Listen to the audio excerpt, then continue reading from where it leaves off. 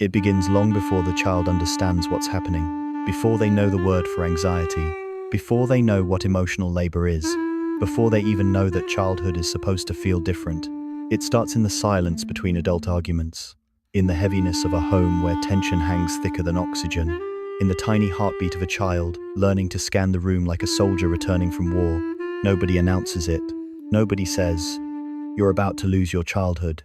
It just happens, piece by piece, responsibility by responsibility, moment by moment.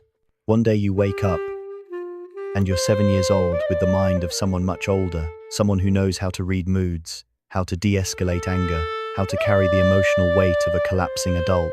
This is what happens inside the mind of a child who grows up too fast.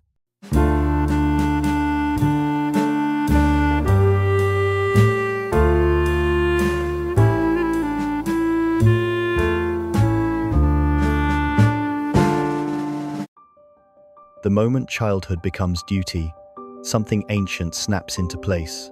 If I don't hold everything together, everything will fall apart.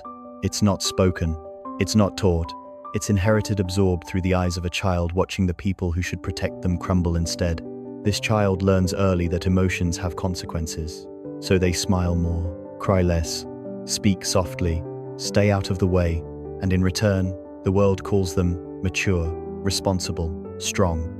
But no one asks the real question: at what cost? Inside their mind, the shift is seismic. Instead of developing trust, they develop hypervigilance. Instead of learning to receive care, they learn to provide it. Instead of exploring the world, they monitor it. Not because they want to, but because they must. Psychologists call it parentification, but to the child, it just feels like survival. Inside this child's mind, everything is a calculation. Is mom angry today? Did dad drink again? Is everyone okay? What can I do to prevent a storm? Their brain becomes an alarm system, their nervous system becomes a battleground, and innocence becomes collateral damage. They don't know it yet. But this rewiring follows them into adulthood.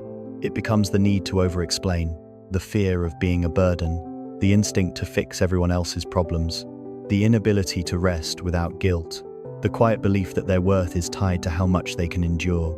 On the outside, they look high-functioning. On the inside, they're exhausted. Because when you grow up too fast, you learn to be strong, but you forget how to be human. As they age, the symptoms sharpen. They become hyper-independent not because they want freedom, but because they don't trust anyone to show up. They carry invisible guilt whenever they feel joy, because joy feels unearned. They push people away, then ache for connection. They apologize for their own pain. They mistake anxiety for intuition.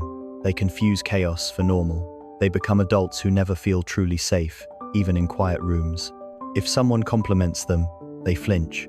If someone gets close, they retreat. If someone loves them, they can't breathe, because love, to them, has always come with conditions. Inside their mind, a whisper remains from childhood. If I'm too much, they'll leave. If I'm not perfect, everything will go wrong. The Daedalus, if I rest, something bad will happen. This isn't personality.